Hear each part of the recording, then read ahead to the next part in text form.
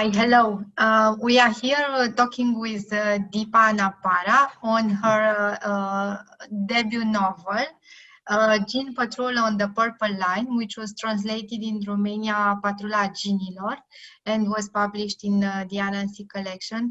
Hi, Deepa, welcome. Hi, thank you so much for having me. It's a real pleasure to be speaking to you.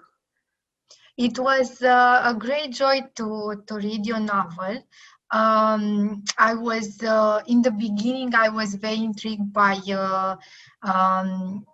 the context and by the voice of the little boy, the story of the little boy. But then, as I went further with my reading, I saw that there is so much more into the novel. I must confess, without giving any details to the readers, that I was very saddened towards the end. But I did understand your reason, so maybe we will talk about it in the interview. But I was waiting as I was reading. I was waiting that some good news will be brought about the children. So without giving any other information, I would like to ask you to invite you to tell us a little bit about your novel, about the story and how you came about the story. So this is, I used to work as a journalist in India for over a decade. And during that time, I came across neighborhoods, impoverished neighborhoods like the one I've written about in the novel, where 20 or 30 children had gone missing over 2 or 3 years.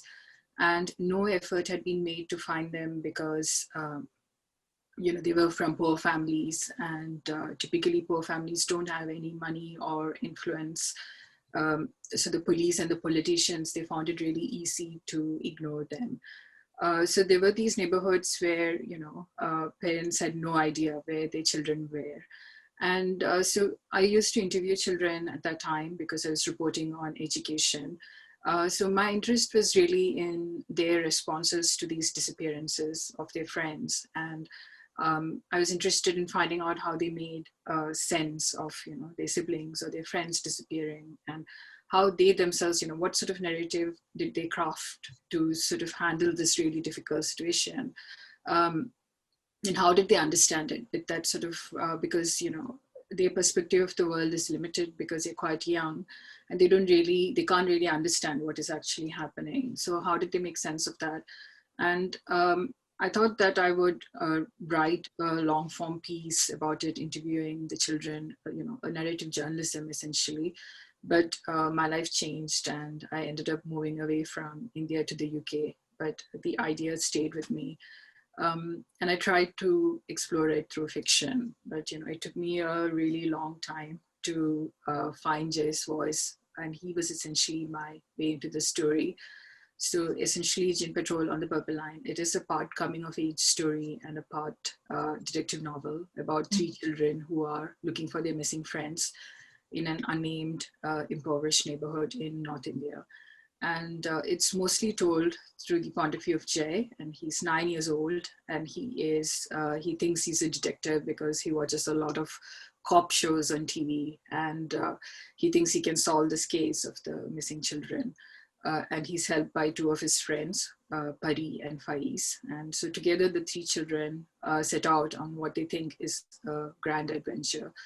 But then events take a sinister turn, and as the disappearances edge closer to home.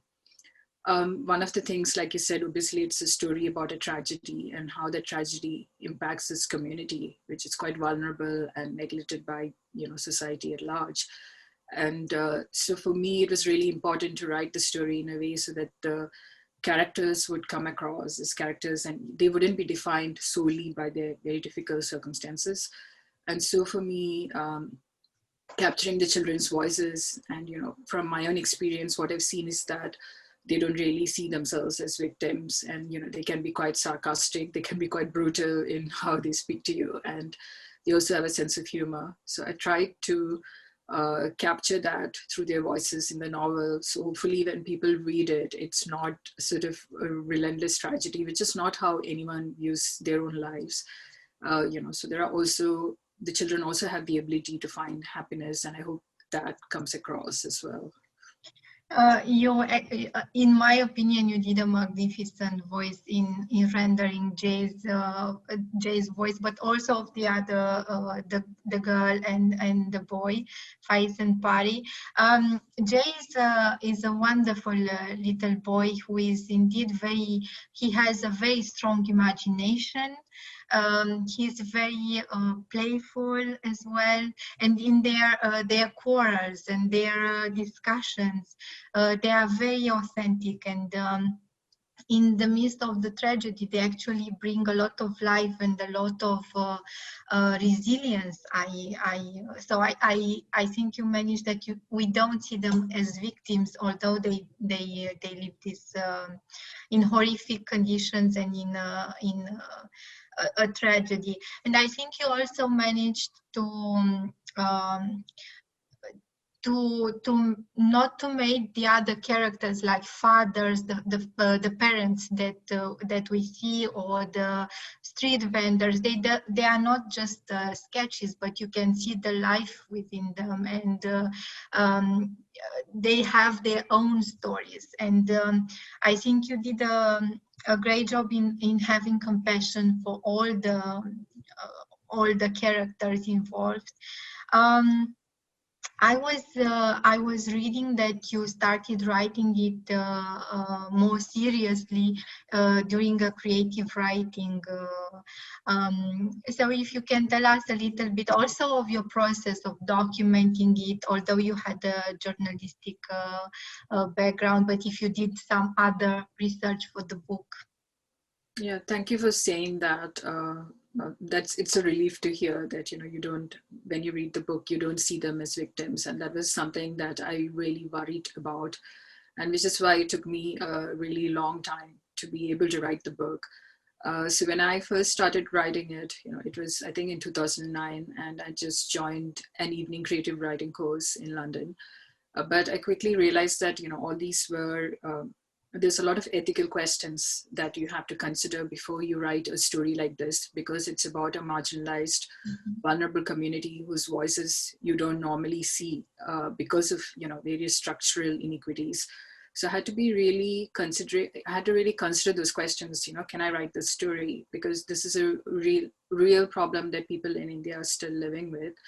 The number is that about 180 children disappear each day. So it's a huge, unimaginable number, really. So for me, just figuring, how to write this story respectfully and by being true to, what was really happening, it took me a long time to figure that out. So when I joined this MA, I think almost sort of 7 or 8 years after that, it's a master's in creative writing. And I wrote it for my dissertation as a thesis for the MA.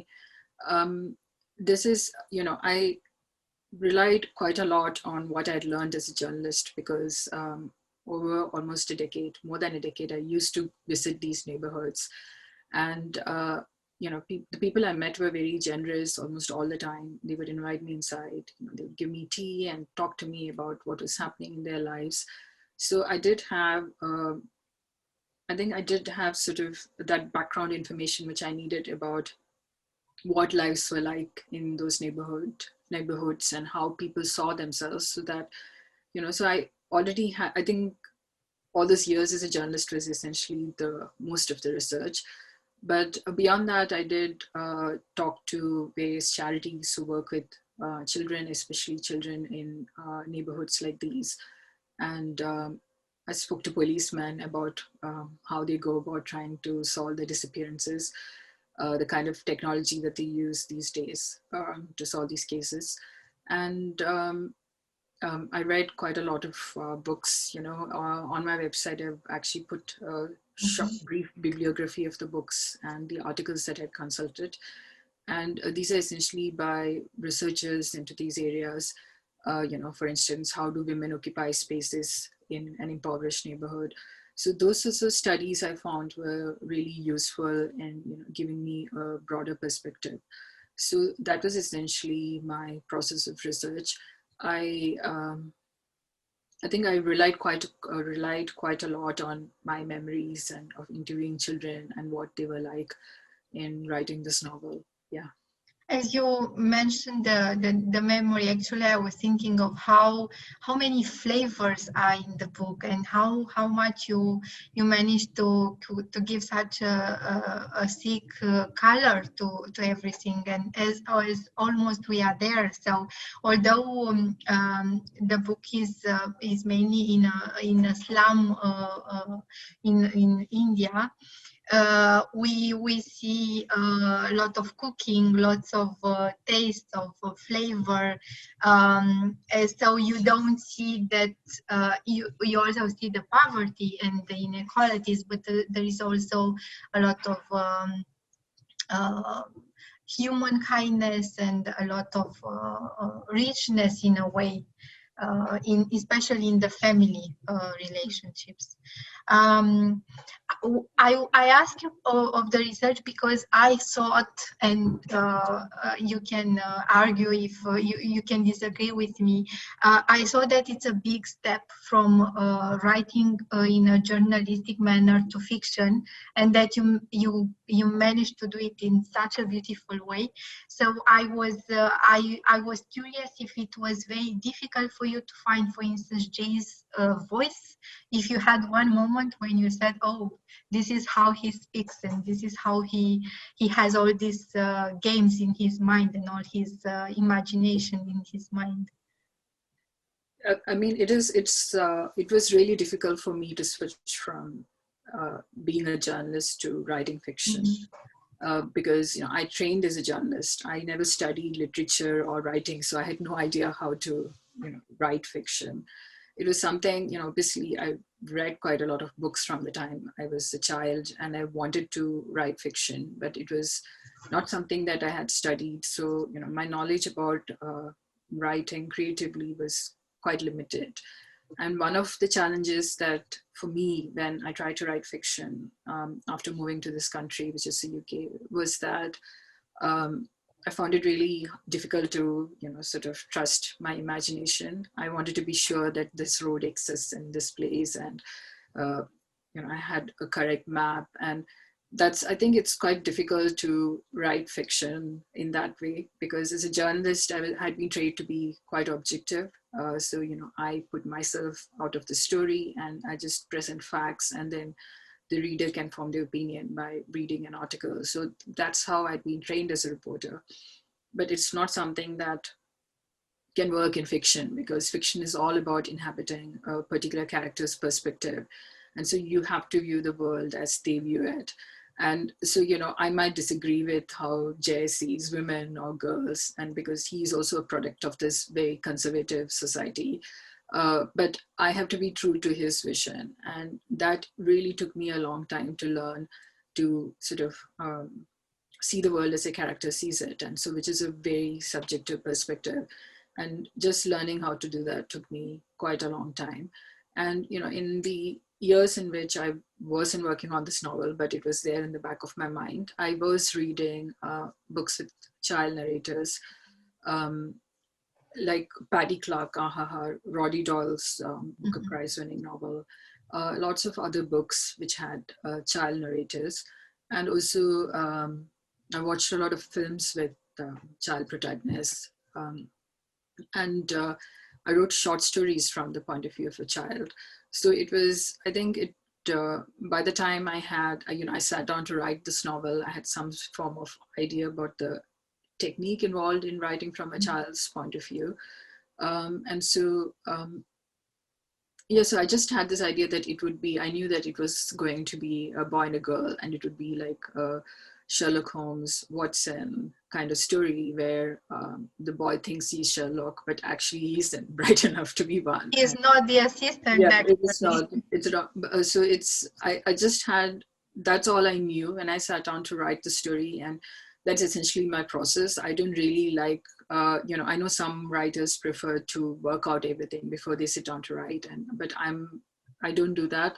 And for me, it's just, it's by writing that I learn more about the characters. So when I wrote the first paragraph, because he's doing a headstand in the very first sentence, and I realized he has this sort of very topsy-turvy view of the world, and it's not how uh, a normal person wouldn't look at the world that way. He has a very unique way perspective. So I knew that about him, and I also realized, because he thinks there is a jinn, he imagines a jinn, which is a spirit, watching him from the roof. So I realized, oh right, this is a boy who believes in jinns. And so then I had to sort of work out, where does that belief come from? It comes from his community.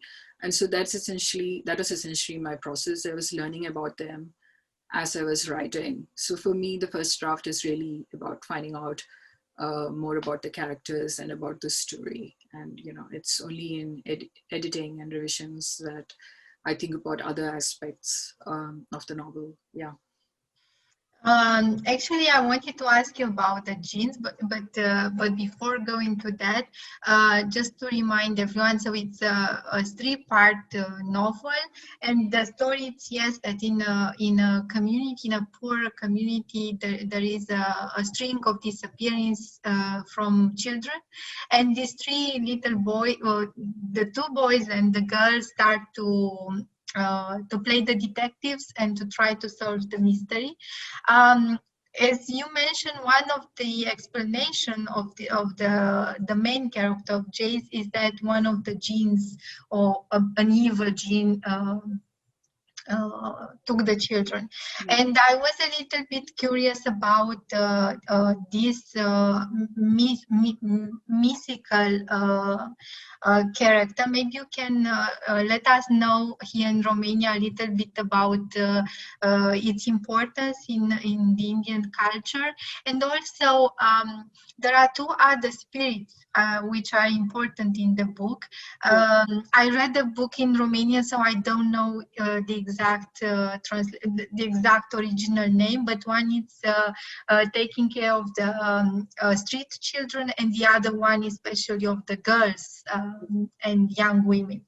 And they are very powerfully depicted. So maybe if you can also tell us a little bit about these ghosts and spirits and their place. So, I mean, those were not the chapters that I had written first. So first it was Jai's voice, and it was from his voice that I knew that he lives in a community and he himself believes in ghosts and spirits. And also it was something that came from, again, the work that I had done as a reporter, because especially when, in the case, for instance, of street children, and because they don't have the support structures that, a children who parents have, they tend to believe in ghosts. And so there's a sense that they're guardian angels or they're being protected by ghosts. So it was something that used to come up in during, when I was talking to children. And so it was something, I realized that especially when you don't have much power and when you don't get the support, say, of government or family or all these institutions that are supposed to protect you, like politicians and police, and so you're being ignored by all these structures which are explicitly meant to look after you, but they're ignoring you. Then people tend to sort of turn to the supernatural in the belief that there might be just some sort of divine intervention and for protection. So at least that was my understanding of this kind of belief system in ghosts and spirits. So I wanted the book to reflect that, because it's very common in especially if you're sort of being left to your own devices in a very difficult situation, such as when children are disappearing, you often turn to sages or to spirits, to ghosts. So I wanted the book to reflect that, which is why it has three mythical stories. And one is a story about a ghost who looks after children who are essentially on the street. And that's the story with which the book begins. Then there's a story about a ghost of a woman who's meant to protect women and girls. And the last story is about jinns. So jinns are essentially spirits who it's believed that, especially in Islam, it's believed that it's created by Allah, and that jinns can be good or bad. So Jay's belief is that a bad jinn is snatching the children, and but there are also areas or parts where people worship jinns, and they are believed to be good jinns who will grant your wishes. So essentially, the American term genie, and popularized in Hollywood, it comes from the jinn. Except that the jinn is also a fearful creature in Indian mythology. And there are actually areas in Delhi where jinns are believed to reside. And that particular story is based on a real place in Delhi where people, it's a sort of not abandoned, but a fort in ruins where people go and leave messages for jinns saying, please give me this. And the belief is that the jinns will read it overnight and grant you your wishes. So it's based on a real story. So, like all of the book, everything in it is has some sort of root in reality. And so I don't know if you have jinns in Romania, or we do have a sort of ghost, strigo it's called, that are sort of dead or dead alive, and that the basis for the vampires, like obviously. and we have some sort of evil fairies, like women that can make a man get mad if he looks at them. Okay. Yeah, so we do have, but not the jinn exactly. Okay. Right? Yeah, jinns are quite common in the Arab world, and in India and parts of South Asia. Yeah. You mentioned I will go a little bit to another layer, but because actually the book has so many layers and it's so rich in reflection and in content. So there is a very strong underlining social commentary. Yeah. So you do have a sort of religious conflicts, and it was beautifully rendered this tension, how it builds up and how it just the sparks and how it makes everything go ablaze at a certain point.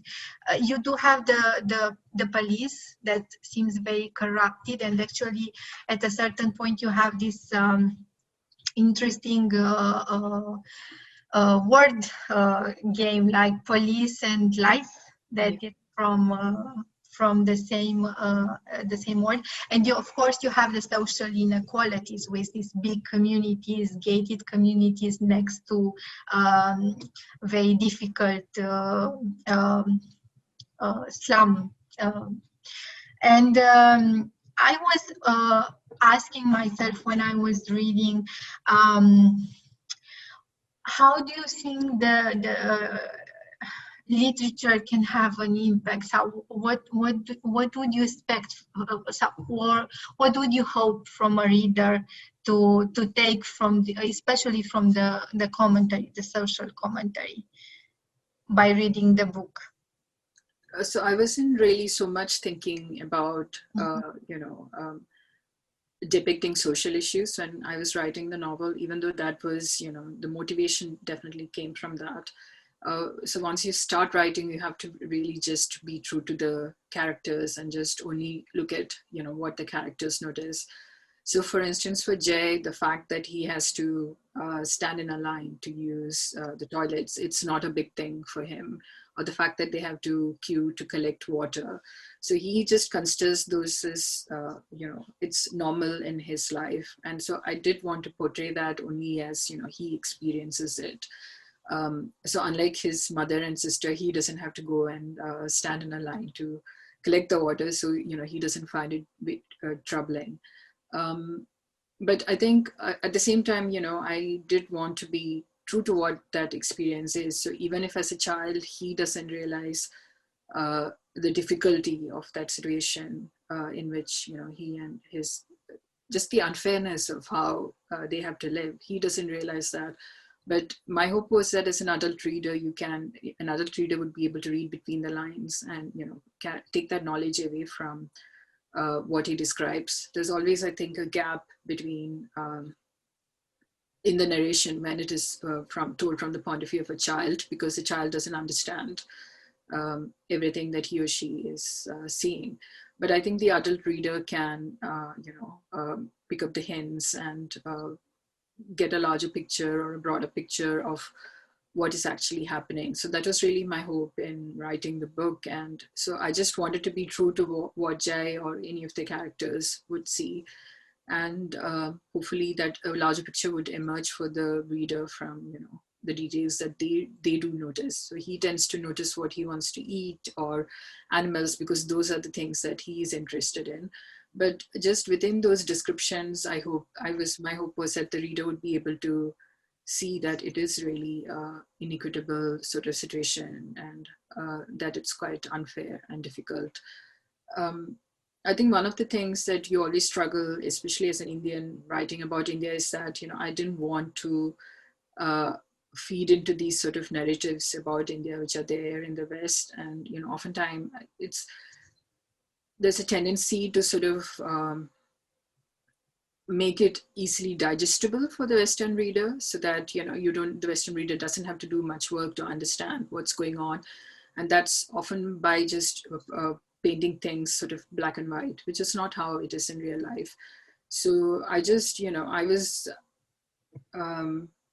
I think what I tried to do was to portray the reality in all its complexity. And I just thought, if a Western reader doesn't understand it, then I just had to be true to myself and true to, what the situation really is in India, and which is that there's all this religious conflict, and you can see it playing out right now, which is that there is a pandemic raging, and there is a huge Hindu festival, which the government has not stopped, because its entire reason for existence is that it says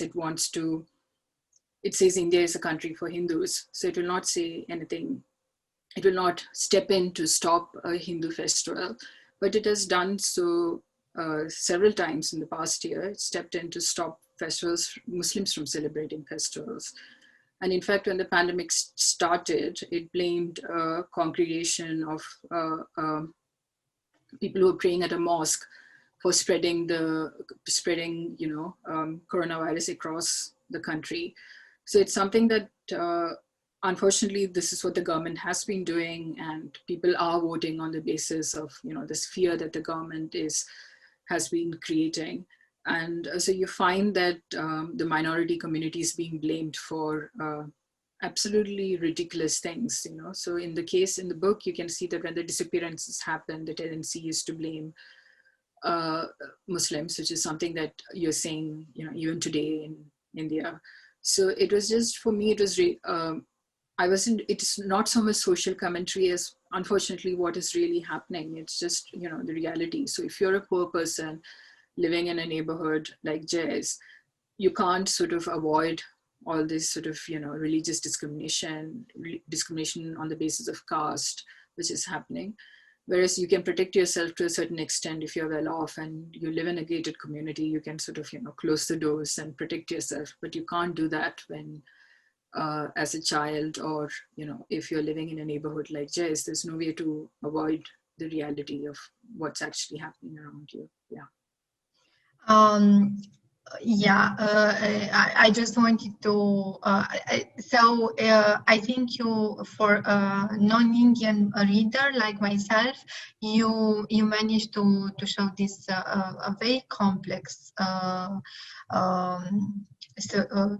situation, very complex characters with good and bad parts. We see that the inequalities, like Jay, although he's a very courageous young boy, he has some differences in treating his sister, or so it's very human, everything that you portray there.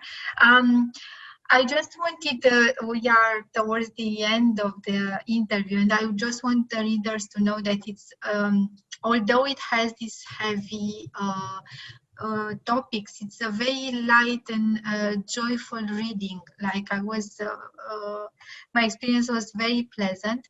And I would ask you two more questions. One is related to the end and to the fact that throughout the novel we see this smog, that it's very heavy, and that covers the sky. And we see Jay, who really wants to see the sky and the stars. And in the end, you have this sort of hopeful, and he does see the sky.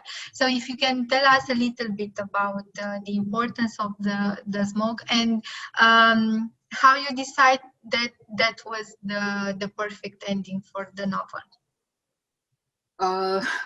So again, the smog is unfortunately a reality in North India come winter. So once it's sort of November, you can't see anything until, February or March. So the book takes place across 4 months when the smog is quite strong. But also, once I started writing, I knew that it would be integral to the story in the sense that it had metaphorically also, it speaks to how, the children don't know what's happening. Nobody is actually can see what is going on. So I felt that, so apart from being true to that, the time of that year when there is a smog, it also had another role in terms of describing how everything is sort of obscured in that world. So it was, I was also thinking of these sort of detective novels or Sherlock Holmes in, when there is a smog in London as well, sort of that time. And also, I wrote it before the pandemic, but especially in Delhi, you see a lot of people wearing masks during winter to protect themselves from pollution. And I felt that, it was an additional layer of threat because you can't really see who's the person behind, what mask they're wearing. So it felt, so for me, it was a sort of good device to use to convey the threat and that essential sense that no one can see where this is going. I think for me, the ending came it was quite organic, it wasn't really planned. As I wrote that paragraph, I knew, that was sort of the ending for the book. There was some back and forth during the editing process, and there was, I think there was some discussion about the ending being different to perhaps appeal to many more readers. But for me, it was really important to be truthful to what's really happening in India and truthful to the experiences of the people who are actually going through these things. And I felt that was more important than, being truthful to people who have actually experienced these disappearances was more important than, how a reader would feel at the end of the book. So yeah, I felt that this was an ending that was true to both Jay and how he sees the world, and also true to the experiences of the community that I've written about. Yeah, I saw that it's really the perfect ending. So the last question is about it's for the Romanian readers. What are you working next? So what should we expect as the next translation from you? It's likely going to be a long time away. But yeah, I am working on another novel. It's just too early to say anything about it. But yeah, fingers crossed, yeah. Okay, then I will just let the readers know that you have a webpage, and you can. It's also written the webpage by the end of the book that you can read, and also there are some so they can look for you and for your next books there. Yeah, sure. Thank you so much for the interview and for letting us know about this great novel. Thank you so much for the great questions. It's always a pleasure to meet anyone who has read the book and understood it in the spirit in which I wrote it, which is, it doesn't happen often. So this is great. Thank you so much. You're welcome. Thank you. Bye-bye. Bye.